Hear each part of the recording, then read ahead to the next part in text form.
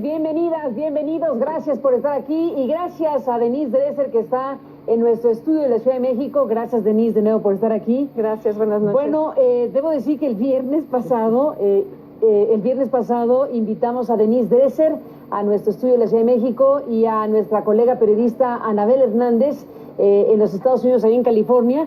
Y bueno, pues en realidad hubo muy poco tiempo durante el programa porque nos tocó exactamente en el momento en que se dio la conferencia de prensa de la Procuradora General de la República Mexicana, Arely Gómez, del secretario de Gobernación, Miguel Ángel Osorio Chong. Y bueno, pues el tema fue toda la conferencia acerca de la captura del Chapo Guzmán. Así que las volvimos a invitar, ahora sí con el tiempo del programa ampliamente disponible, para hablar de lo que pasó después. Porque ya no solo queremos oír a Denise y a Anabel hablar sobre lo que el viernes estábamos analizando, sino lo que pasó el fin de semana, que tiene que ver con que la revista Rolling Stone publica una entrevista, una crónica de Sean Penn, en donde se habla del encuentro que sostuvieron tanto Sean Penn como la actriz mexicana Kate del Castillo y todo lo que ha pasado en torno a eso, más las versiones que se han agregado oficiales en las últimas horas de lo que ahora se llama Operación Cisne.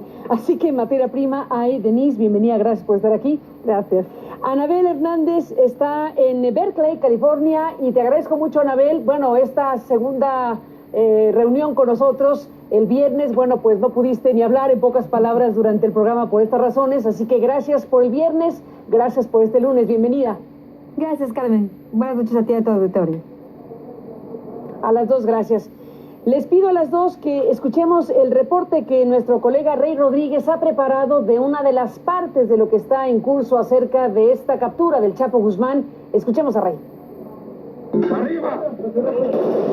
Este es uno de los videos que más recientemente se ha dado a conocer sobre el operativo llamado Cisne Negro, que permitió la captura de Joaquín el Chapo Guzmán la mañana del pasado viernes. Las imágenes fueron proporcionadas por la Secretaría de la Marina. En ellas se observa un fuerte intercambio de disparos entre marinos y supuestos guardaespaldas del narcotraficante. Al parecer, los efectivos de la Marina grabaron con cámaras en sus cascos cuando lograban entrar a la casa ubicada en la ciudad de Los Mochis, en Sinaloa, donde las autoridades habían ubicado al capo. ¡Busca la escalera!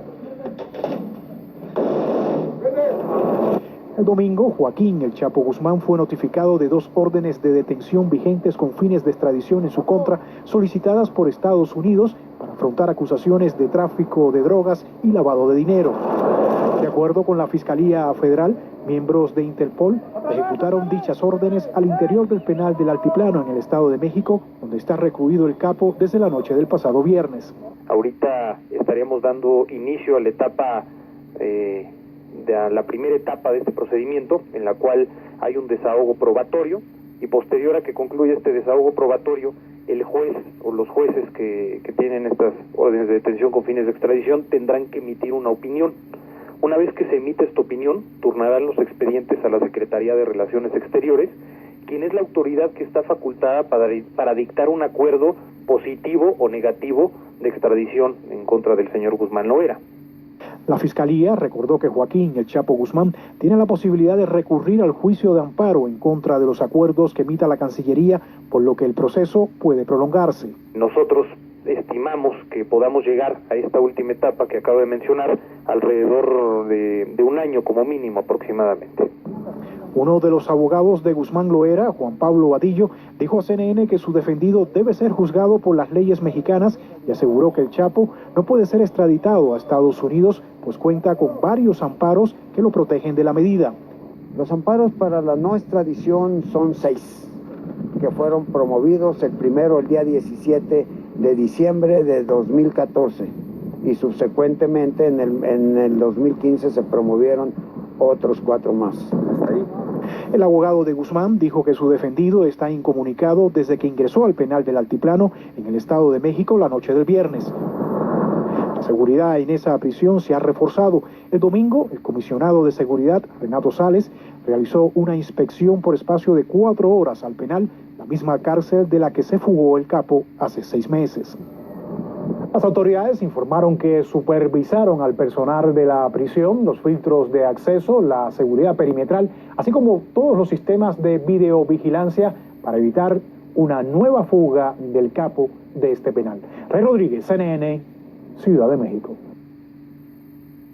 Condiciones como Saddam Hussein en el... Bueno, estamos de regreso, Denise Dresser, Anabel Hernández, después de escuchar a Rey Rodríguez sobre este tema. Y bueno, yo te preguntaría, Anabel Hernández, ¿cuál es tu balance? Digamos que de una manera hubiéramos hablado el viernes y de otra manera lo haremos este lunes, porque han pasado muchas cosas. ¿Qué balance haces en este momento de la noche, Anabel? Bueno, en primer lugar, creo que hay que poner en su justa dimensión esta reaprehensión del Chapo Guzmán. Cuando estábamos el viernes escuchando esta conferencia de la Procuradora y del secretario de Gobernación, Miguel Ángel Osorio Chong, me parecía que este tono casi festivo es absolutamente inadecuado. Me parece que el gobierno quiere vendernos la historia de que la reaprehensión del Chapo Guzmán es una gran victoria, cuando me parece que está muy lejos de serlo. No hace mucho tiempo, en febrero de 2014, el gobierno detuvo al Chapo Guzmán y como tú y yo lo comentamos en su momento, Carmen, el Chapo Guzmán nunca fue neutralizado. Convirtió en muy poco tiempo el altiplano, donde hoy ha vuelto, como su segundo hogar. Prácticamente una oficina donde él seguía despachando sus asuntos personales, seguía despachando los asuntos del cártel, hablaba con sus abogados varias horas al día, veía a su mamá, veía a sus mujeres, veía a sus hijas, se la pasaba en el corte de pelo, en la terapia psicológica. Me refiero realmente pensar que este tiempo que tarde la extradición, si es que esta llega a darse, será un tiempo de vacaciones para el Chapo Guzmán, como ha ocurrido en las últimas etapas, porque hasta el momento la captura del Chapo Guzmán no significa ni el fin del cártel de Sinaloa, ni el fin del Chapo Guzmán hasta este momento. ¿Qué dices, Denise Dresser, de todo esto en este momento de la noche? Coincido con Anabel, el gobierno ha tratado de usar la recaptura como una manera de proveer una imagen de fortaleza institucional ante las debilidades que permitieron la segunda fuga del Chapo. Ha presentado esto como un paréntesis de eficacia en lo que ha sido un largo párrafo de incompetencia, un error arreglado de tantos que permanecen descompuestos. Un triunfo pero demasiado pequeño ante la permanencia de todo aquello que permitió la segunda fuga, la corrupción enraizada, la complicidad extendida, el entramado institucional desgajado, el desmantelamiento o el desmoronamiento del sistema penitenciario y del sistema de seguridad nacional que creó estas ventanas de oportunidad o túneles de oportunidad para el Chapo.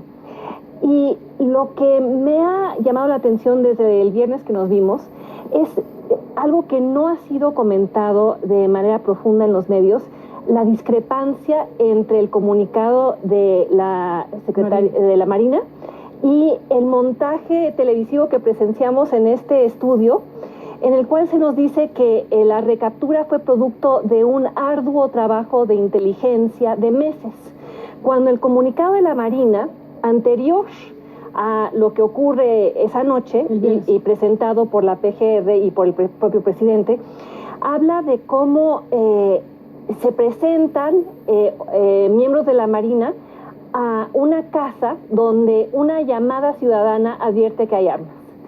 Y es a raíz del enfrentamiento que salen huyendo el Chapo y su lugarteniente.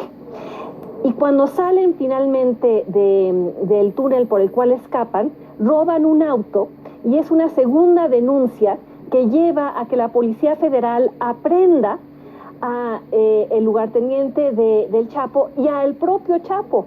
Pero parecería que no se sabía que él estaba ahí y que la captura fue accidental, no fue producto de aquello que nos está intentando decir que el gobierno que ocurrió, de la competencia institucional, de la inteligencia, de la coordinación entre las diversas instancias. Parecería, a menos de que lo expliquen de una manera mejor, que se lo encontraron, que fue absolutamente accidental y no producto de esta eficiencia institucional de la cual se vanagloria.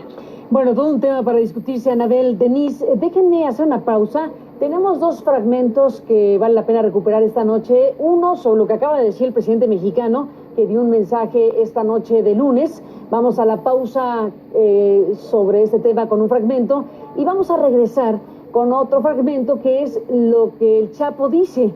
Porque, bueno, aquí parte de las novedades es que ya vimos cómo habla el Chapo, ya vimos su rostro, ya vimos su decisión de exponer una parte de su biografía en esto que sería una especie de la entrevista que no fue con Sean Penn, porque no pudieron realizar la entrevista como la tenía prevista el actor estadounidense, sino que al final acabaron enviando unas preguntas y él acaba devolviendo este video del cual se dio a conocer un fragmento. Así que bueno, empezamos para irnos a la pausa con este fragmento de Enrique Peña Nieto esta noche con este mensaje.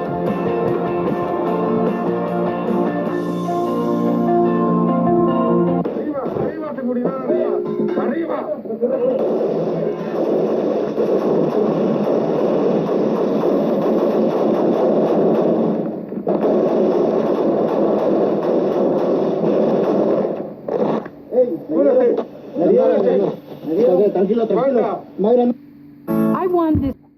La detención del criminal más buscado del mundo acredita la coordinación de nuestras instituciones en favor de la seguridad y el Estado de Derecho. Con esta acción, 98 de los 122 delincuentes más peligrosos ya no representan una amenaza para la sociedad y vamos por todos. Por supuesto, y hay que decirlo, aún tenemos desafíos, pero los estamos enfrentando con visión y determinación. Este es el presidente mexicano, este es Joaquín Guzmán, lo era el Chapo Guzmán, en este fragmento que ha dado a conocer la revista Rolling Stone y cuyos derechos pues se le atribuyen o se le asignan a la propia Kate del Castillo, esto dicho por el propio Joaquín Guzmán Loera en este video del cual presentamos este fragmento. Bueno, eso es una realidad, que las drogas destruyen. Desgraciadamente, como le comento, por donde yo me crié, pues no había otra manera, ni hay. Pues yo lo que hago es defenderme nada más, pero que yo ande buscando problemas, jamás. Bueno, pues este es el Chapo Guzmán. Anabel Hernández, ¿qué te dice todo esto? ¿Qué piensas? Realmente creo que finalmente por primera vez la gente puede ver realmente el tamaño de Joaquín Guzmán Loera. Me refiero su personalidad y puede entender, creo, lo que yo he escrito durante mucho tiempo desde que publiqué el libro de Señores del Narco, que el Chapo Guzmán es un hombre bastante simple, es un hombre primitivo, es un criminal que apenas estudió hasta el tercero de primaria.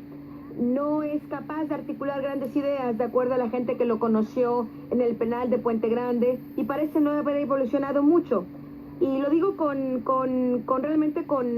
base a lo que he investigado y en base a lo que cualquiera puede ver hoy en este video.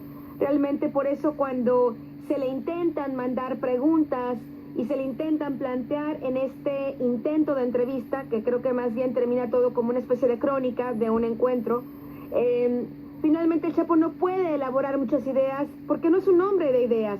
Aquí lo que surge realmente es la gran pregunta que siempre me he cuestionado a mí misma durante 15 años de que he investigado el cártel de Sinaloa y al Chapo Guzmán. ¿Quién está detrás de este hombre? ¿Quién hizo que este hombre de este tamaño intelectual se haya podido convertir en este gran capo del mundo, en el narcotraficante más importante de todos los tiempos, diría la DEA? Y la respuesta es la gran corrupción que hay alrededor del Chapo. Y esa gran corrupción, todos estos policías, todos estos militares, todos estos políticos, senadores, presidentes municipales, familiares de expresidentes, toda esta cloaca de complicidad de empresarios que hay en México, son los que han hecho realmente que este personaje haya llegado a este nivel.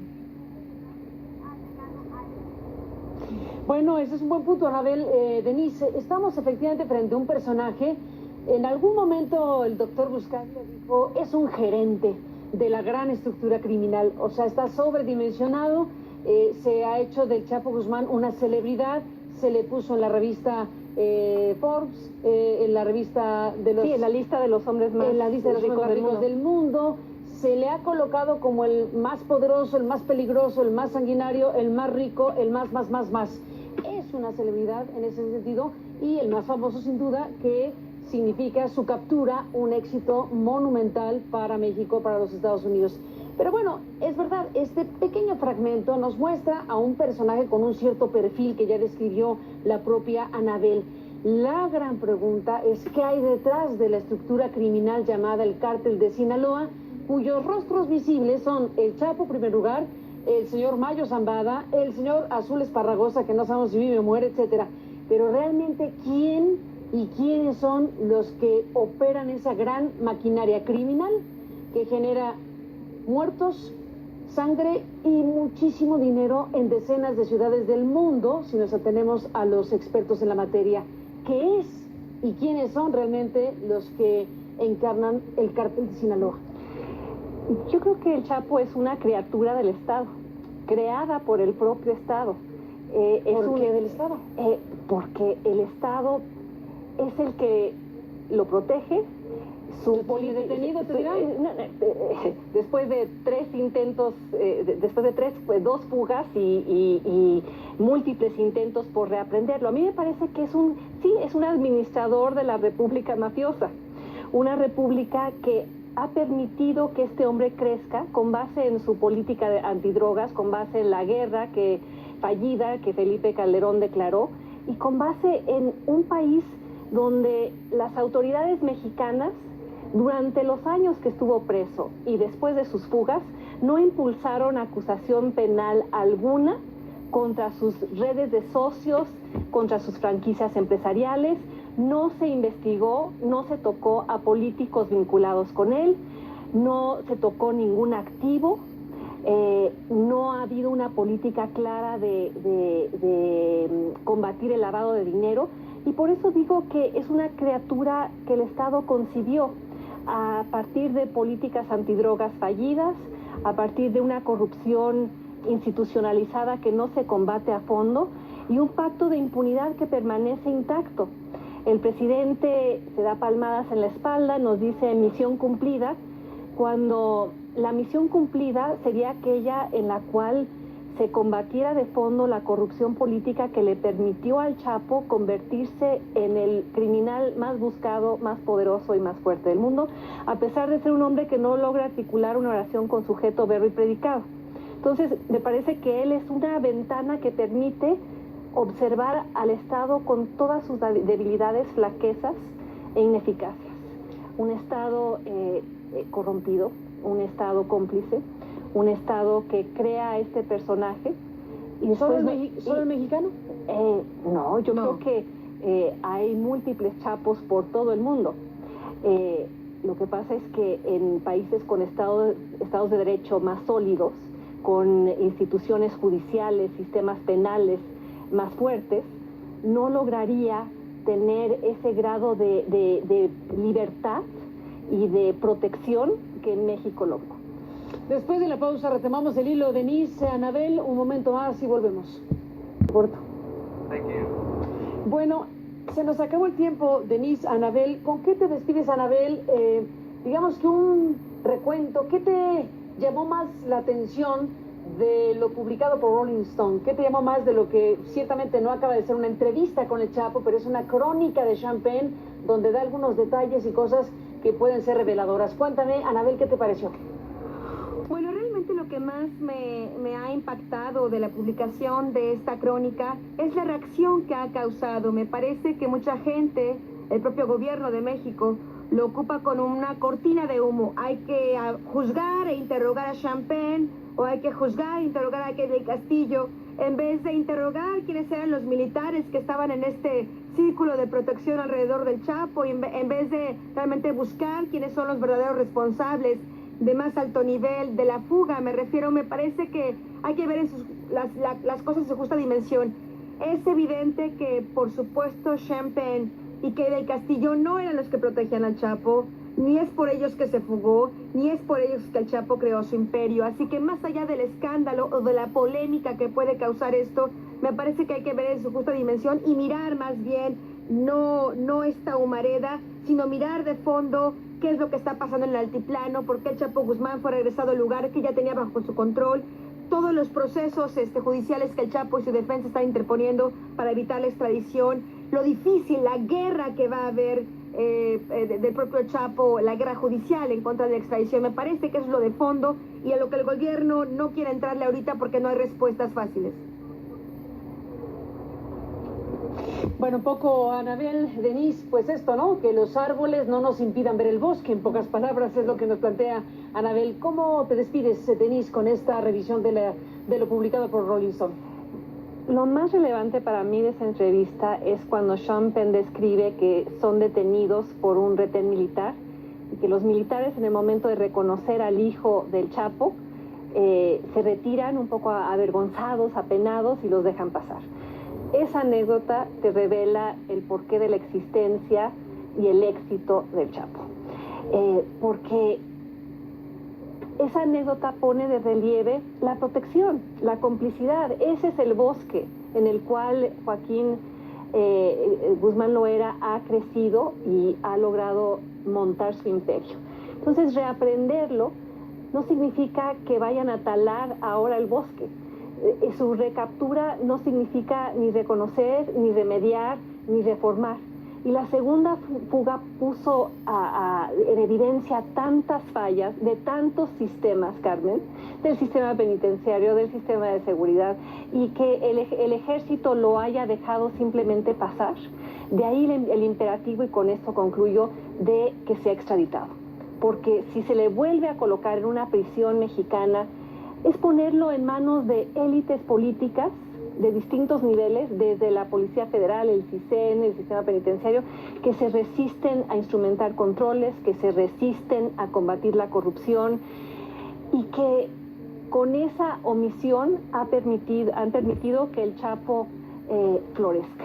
Denise, gracias por estar aquí. Con un sí o con un no, Anabel Hernández, ¿debe ser extraditado el Chapo Guzmán? ¿Qué piensas? Bueno, realmente yo no sería tan optimista respecto a esto. Lo podemos platicar más a fondo, pero recordar ese caso de Vicente Zambada Niebla.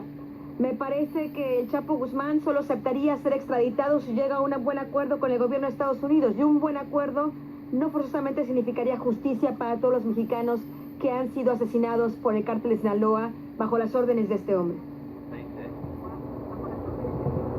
Anabel Hernández, gracias por estar aquí de nuevo. Denise Dresser, gracias a las dos. Y a usted, gracias que nos permitió acompañarle.